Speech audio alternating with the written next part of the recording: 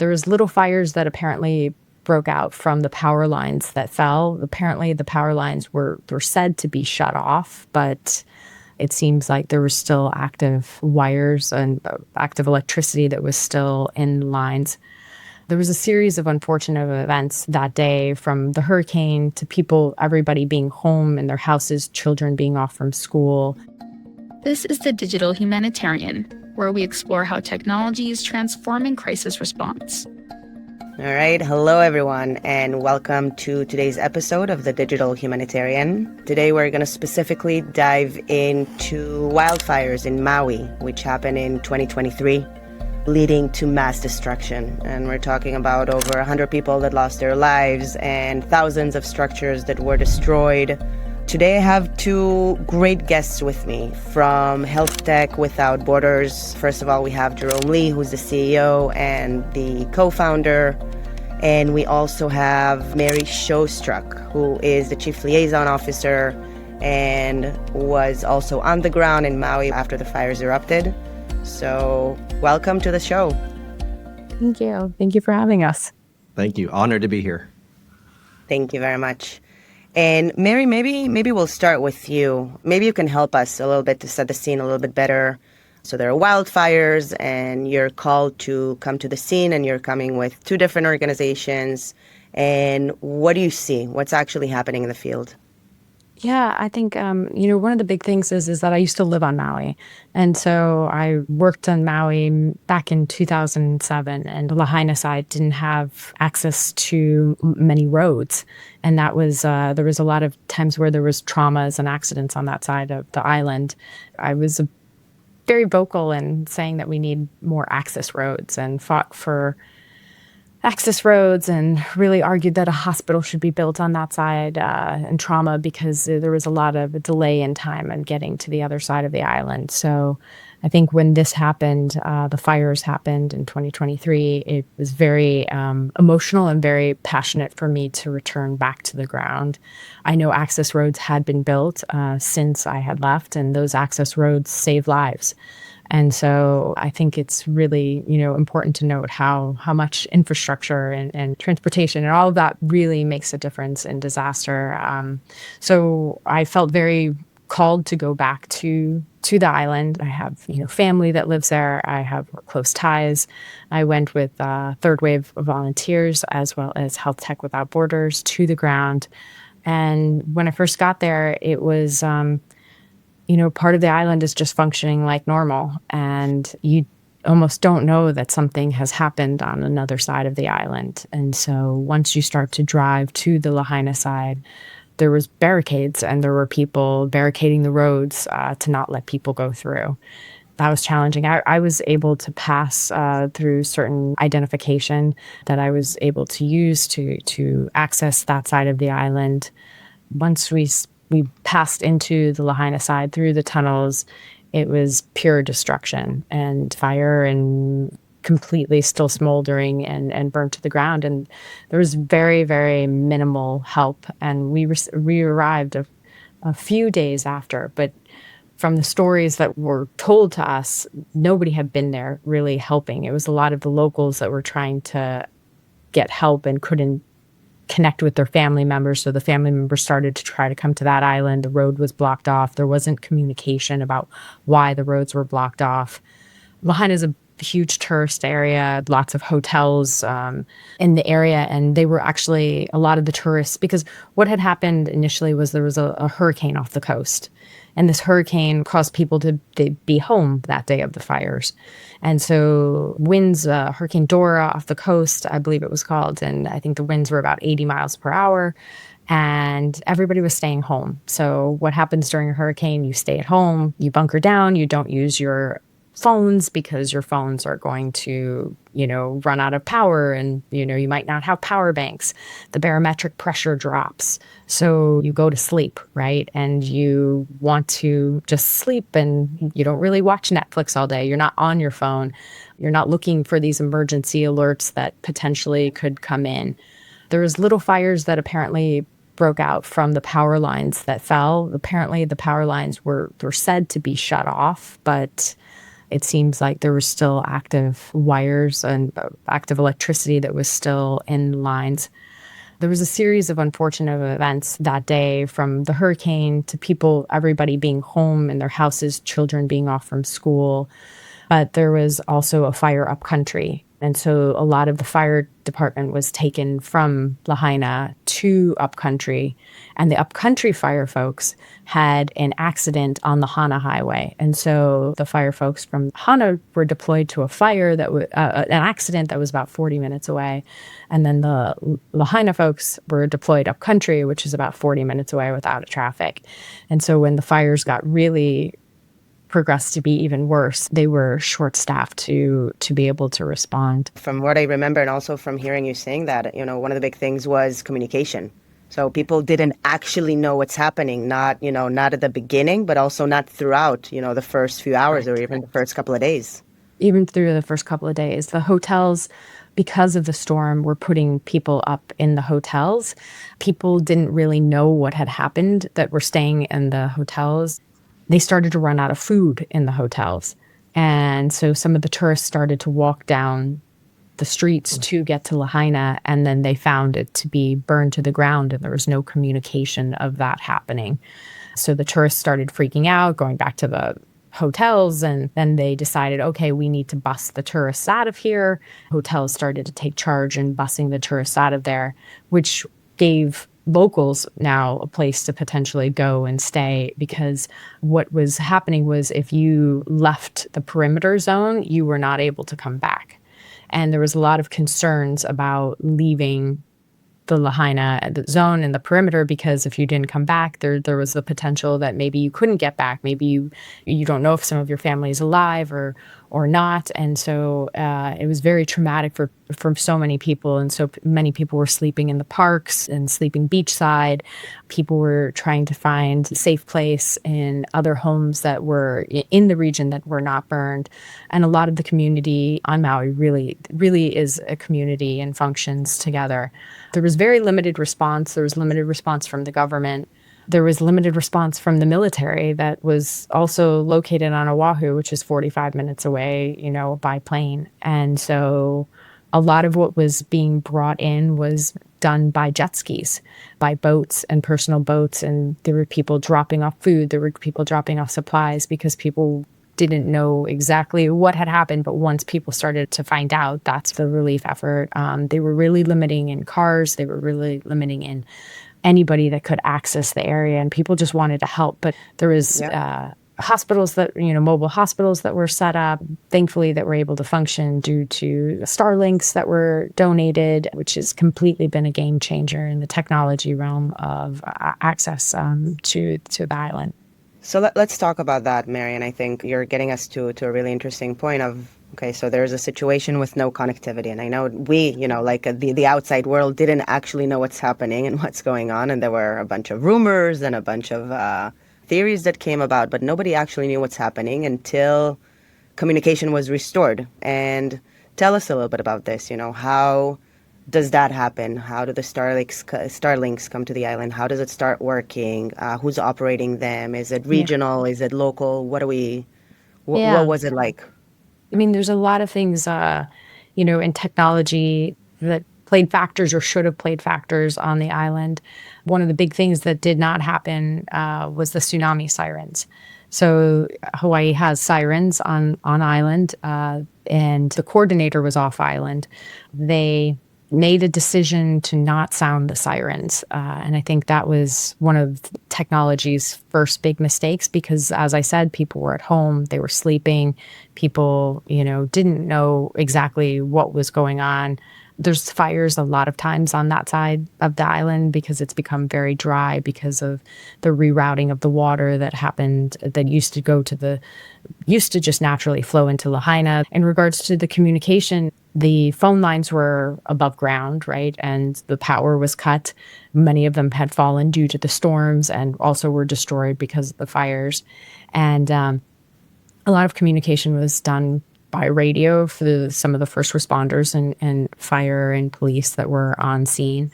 But people started to deliver Starlinks through jet skis and boats and start to bring that over and set that up. Some people had personal Starlinks, and that started to be able to connect the community to being able to get access to connecting their families on other parts of the island, but also other parts of the world. Starlink is a satellite service provider and has been a complete game changer in the area of working in disasters. During the Los Angeles fires, personally was able to work with the Starlink team to deploy over 1,300 Starlinks to first responders and to have Starlink minis set up so that they could get access to communication and tell people that they were safe, tell people where areas of fire were spreading, be able to have communication where they need access to water or if there was danger. And so it has been a real game changer in the area of disaster communications and help. It definitely has, and I see it in so many, disaster sense. I think 2023 is really when it started picking up, especially in the disaster space, maybe even a little bit before that. But I think it's huge. And let's talk a little bit about health tech without borders. Jarone, maybe you can tell me a little bit what you do, kind of high level. What is it? What are we talking about, when we're looking at health tech without borders? And then maybe, Mary, you can connect us to the ground in Maui. Of course. No, thank you. So Health Tech Without Borders, we're a nonprofit, global nonprofit. We are a 501c3 in the US, where we're focused on using technology like telemedicine, chatbots, innovative technologies, sort of like an innovative hub to better support humanitarian crises around the world, including in the US when we can support. We have had the opportunity to support over 9 different countries. A lot of our work is primarily in, conflict zones somewhere between Sudan, Ukraine, Iraq, and other places. But, technology, like we talked about, has really expanded to the point where it's not about the technology now, right? It's about how we best logistically implement it to support people when they need help, right? And one thing I will say is, I know we're going to talk a lot about technology during this podcast, but we want to remember that it's about the people, right? It's about the people using it, and it's not even the high-end technology. So our work, of course, is around the globe, but even to Mary's point in Maui is we just need people to connect. A lot of us were trying to figure out how to support, right? And so through personal contacts, we've all deployed around the world, around the globe, around the US with disasters. I was talking to some colleagues on the USAR side, the Urban Search and Rescue team, and I remember connecting them directly with Mary through, I think it was Signal or WhatsApp. I don't remember what we ended up using. And then you guys were able to actually connect on the ground and start working together, right? Yeah. And this was us working remotely all through just text messages. I mean, the second thing that I remember clearly was I was actually in DC and Washington at the Space and Science, I forget, the museum down there with my family. My son was running around. And we decided to pull together a call with the CEO of a telemed company. I think, Mary, you were there as well. And I believe there was someone from the Maui as well to try to figure out if we could start up a telehealth support service for mental health. And this was a little further down the line, right? And how technology can do it. So the technology was there. Everything was set up. The Starlinks were there, but trying to figure out how to logistically and also credentialing and all the, I don't want to call them barriers, but the challenges to getting clinicians to practice in a different state through virtual, plus having the local folks who are most affected understand it and want to use it was the biggest barrier for making this actually go live. So we did do a ton of work rapidly to try to get a telemed mental health service active on Maui. And we did get there, but by the time, as you can imagine, it's very complex to get clinicians to zoom in into that area. How does that work? So we're talking about telemedicine and, you have experience in different disasters, and maybe we won't go into it specifically now, but how do you envision that? Because I know I've seen it. I know that it's something that's, that's a great, great utilization of technology. And maybe, Mary, we talked about it a little bit. We were at a conference together a few months back, and I think we talked about it a little bit about how does it actually look like on the ground when you have kind of medical support or mental health support coming online? As Jarone said, it's a process, and it's about the people, and it's about getting it set up in a safe location and a secure location. One of the locations we were looking at setting it up was in a church, and where people were congregating, people felt safe, people felt like they can trust. And I think that's a big thing in any type of disaster. And it is really setting it up in a community space that people feel trust. It's explaining what this is, who you're going to be talking to, who you're going to be engaging with, what the goal of this is, and not forcing people to participate in any type of mental health counseling, but offering it and providing it if they do essentially want it. And so that's why we were looking to set this up in a church setting and having it there. And what's interesting, if I may jump in for a second, is that as you guys probably have seen, mental health care in the U.S. across the world has really changed and got revolutionized because of telemedicine, right? Most of the behavioral health consults are now virtual with some requirement of in-person, but generally I think people enjoy it, right? There's a lot of reasons for that we can talk about, scheduling wise, not having to take off work, everything else. But it was one of the few fields, and actually multiple fields, but one of the fields in medicine that has been able to really lean into telemedicine in a way that other fields are still struggling sometimes with. But why I mentioned this too on the disaster side is trying to set up something for the victims and the casualties is clear, right? We want to help them, right? But what I think is less clear that we've been working on too from the Health Tech Without Borders side is that there needs to be peer-to-peer support, right? The disaster responders themselves, like myself, right? It changes you to some degree. But we have set up systems where we call it helping healers heal, where it's really about mental health specialists supporting first responders or supporting behavioral health specialists within a disaster. For ours, it's mostly Ukraine and Turkey, but they support them to continue doing the work they can. But a big part of this is also just remember there's a big component of supporting our responders. And I can say, after the Maui fires and during the fires, even while I was working it, I didn't cry for maybe 10 years, but I couldn't stop crying for probably 6+ months and just obsessed about it. Obsessed about watching every Instagram and trying to figure out why did this happen? Why were the roads blocked at certain places? Why did these things happen? Why were people not allowed to pass? And a lot of it was first responders doing their jobs, saying, nope, you can't pass here. Nope, we were given orders you can't go this way, but that delayed people evacuating the area. And every time I closed my eyes when I was on Maui and walking, through the burned streets and standing in front of the banyan tree, I lived there. And so I kept seeing it normal. Thought, oh my God, am I going to recover from this? And I was kind of worried.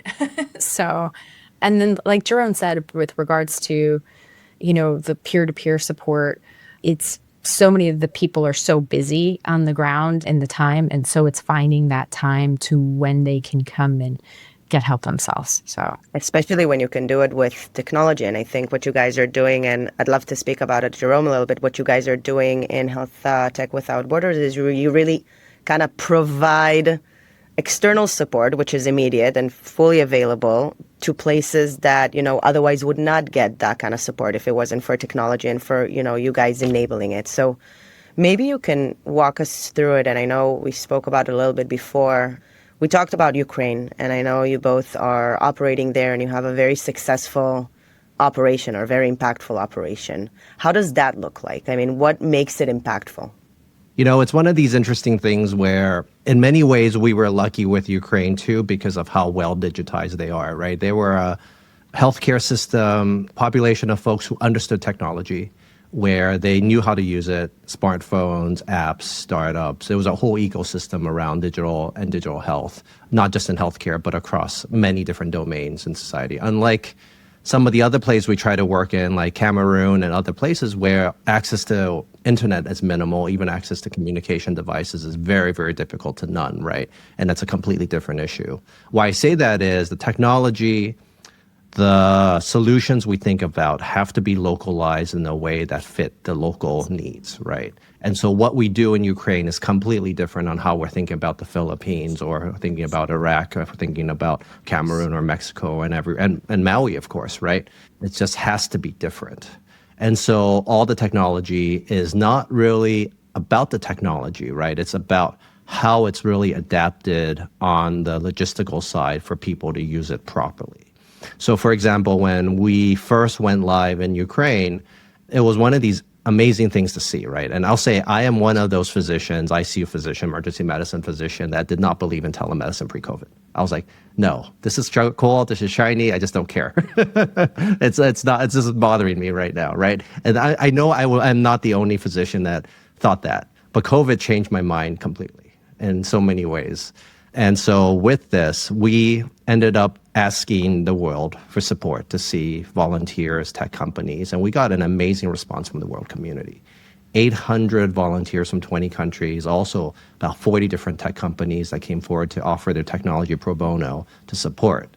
And putting that all together, went live with 4, delivered over 72,000 consults within the first 6 to 9 months, and then completed about 200,000 consults. Sounds like the skill of this. I mean, what technology really enables you is skill. If one physician on the ground or 2 physicians on the ground can take so many consults a day and see so many people, being on the ground with reality limitations, the fact that you're bringing in online physicians through, I'm not sure what exactly it is that, that you're doing, but the fact that so many people can help at the same time simultaneously, the scale of it is just insane.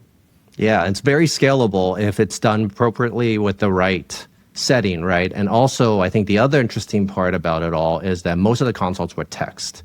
And from looking at the data, most of the consults were actually hours long to complete a consult for a lot of reasons, right? They were losing internet, people were going in and out of bunkers. And that worked out well because when you had your internet back or your reception, then you can continue your consult and back and forth discussion versus in person. Like this was quick consults, 10, 15 minutes, they were done, right? But it was just not always possible and not always needed. And the things that people need after something like this, Maui, whatever, right? Of course, there's acute trauma, burns, all the stuff that you think about. But what people really need after is access to regular healthcare, right? We were hearing about mothers with 2-year-olds with fevers who need to figure out if this is something they should worry about. Should they risk getting to the hospital when it's dangerous? Or this is okay. It's just another fever in a 2-year-old that gives them Tylenol, they're going to be fine, right? Or the diabetes medicines, the hypertensive medicines, right? That is what's lost. And that's what I think is sometimes forgotten about on the healthcare side. Yeah, in Maui, it was the same, and went around to multiple different patients and got their information about their prescriptions because they lost their identification, so they couldn't prove who they were. They didn't have their prescriptions, they didn't have their medication bottles, and so we ended up creating this whole pharmacy system with the pharmacists coming out, bringing their computers, connecting to the areas that did have signal through the Starlink to be able to get the prescriptions, and we would go around and deliver those prescriptions. And I think we forget about the patients like the cancer patients and the dialysis patients because now there's no clean water. And so being able to evacuate them, through utilization of the technology they would have. I think one thing that Jarone talked about, how beautiful the system and how magical the system worked in Ukraine. And that was because the digital literacy of the country, but also the willingness to be able to take in providers from overseas and be able to do these consults, to have that availability. Now, here in Maui in the United States, it's like, as Jarone mentioned, you have to wait for the emergency orders, and the emergency orders need to say, hey, medical providers can be, released to come work on island or in any different disaster zone. And sometimes that takes time. And that did take time on Maui. And so I think the Ukraine work that we've been doing has really been amazing to see how quickly. We also were able to build a chatbot with Microsoft that taught stop the bleed and tactical combat casualty care that we were able to deploy to civilians, to healthcare providers in Ukraine through the DIA system to teach life-saving techniques. And we are also able to deploy that in Sudan as well. Wow, that's really amazing. So like you can do it all through a chatbot and actually get people the help they need. So tell me, this is all amazing, and it sounds like there's a lot of infrastructure in place, and as long as you have communication and you have connectivity and you have the Starlinks and you also have managed to take away the bureaucracy and really dive into helping people, what's next? If we're looking at disaster response and humanitarian aid and the use of technology, especially from your perspective and, what you bring into the equation. Where do you see this going in the coming years? So disasters really is the worst time for people, right? In so many ways, but also it brings out the best in neighbors and communities that in many ways we have never seen. It doesn't matter, right? Political lines to national lines to state lines. People want to come together around a disaster in a way to help each other. And what is amazing and what we've seen from Health Tech Without Borders and otherwise, other work, right, is that technology enables that in a way that has never been done, right? And so when we were like recruiting for physicians, even my hospital here in Boston, I had to stop recruiting because most folks can't say, I'm going to disappear into Ukraine for 2 to 3 weeks. Right? There's a lot of reasons for that, right? Personal risk to you need a paycheck, right? But they're like, I could donate 2 hours a week. And that's not just Ukraine, right? We see this for a lot of different things. But another big part of the tech future too is, remember, telemed is not just about patient care, peer-to-peer support. It's also about the educational component, right? Whether chatbots, we run webinars, but we have to think about the cybersecurity side. And I don't have an answer to this, but everything's AI these days, right? I've been talking about AI, what that means, how that supports everything. It's a double-edged sword. On the one hand, it's amazing and the potential is there and we can see how much it can enable us. But on the other hand, there are so many risks that, come into it, be it, ethical risks or practical risks or cybersecurity. So interesting to see where that's going to go. Yeah, and we haven't figured that out at all, right? As a society, as a nation, no one has, right? No one has. And AI is accelerating to the point where I'm not even sure personally where it's going to end up, knowing that it's here. It's already here. It's in my clinical practice. I hear about it every day, right? The one thing I'll plug is it's not live yet, but we recently had a grant from Digital Health New York plus CUNY School of Public Health from New York to do a survey of physicians and clinicians around the world. And it's really telling what they think about AI. And I can't share all the results yet, but it will come out soon, just as a plug. But 2 comments from their surveys were very clear, right? One was a clinician said, and this is all anonymous, of course, the comment was, AI has helped me in so many ways speed up my clinical workflow, right? To the other extreme of AI almost killed my patient if I followed the advice, period. Wow. Right? So it's still there. We don't know what that looks like yet. Right. But it could definitely change. I think it could definitely change reality for the better, for the worse. I'm sure for the better as well. I think it's just going to be a mix and we're going to see it. And it's super interesting to see how it's going to pan out in medicine and specifically in disaster response. I know, Jarone, you want to touch upon the HoloLens just briefly? Yeah, from a pure technology side. So the chatbot, we are very thankful to the Microsoft Disaster Group for partnering with us. As a second project, we've been working with a little more superficially, but we're using the augmented reality HoloLens as well as we started using some of the Blade 2. Those are the 2 technologies we've been playing with to support. So the surgeons have been using HoloLens, augmented reality, to support each other for years, I think even a decade, right? They can zoom into OR across the world and see in live time and real time what the other surgeon's doing and write on their HoloLens, right, remotely to show them, I'm not a surgeon, but where to cut and do whatever they need to, all right? But if you can imagine, there are high-touch medical fields that can use this outside of surgery. So we've been working with rehab medicine, really prosthetics, high-end prosthetics, including working with the MIT folks on AI, actually, generation of following someone who could walk down a hallway with their prosthetic and seeing what needs to be changed about that prosthetic. Because prosthetics have to be changed regularly for them to continue to work, right?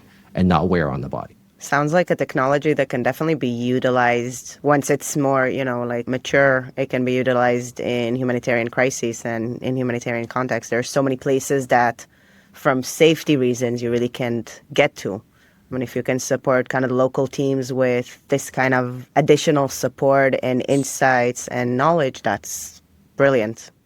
Yeah. And that's what we're doing now is with Spalding Rehab here in Boston, supporting some rehab centers within Ukraine for their amputees, right? And they have expertise on a lot of the amputee care that is more general, if that makes sense. Wow. But the high-end amputee care, even most centers don't have. If you think of a high limb, right? Right. If you lose your hip or lose your arm, that's a completely different thing than losing your limb below the knee. And so we're able to bring a lot of that expertise remotely. Wow. Amazing.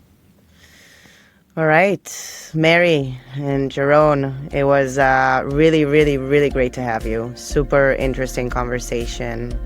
Let's please continue this conversation because I'm excited about what's coming next. And thank you very much. Thank you. Thanks for having us. Honored to be here. Thank you. Disasters are often unpredictable, but response efforts don't have to be. If you're a part of an aid organization, having the right digital tools can mean the difference between chaos and coordinated action. If you need practical tools for your organization's disaster management, visit mondayert.org. And if you enjoyed this, please share it with one colleague or friend who'd find it useful.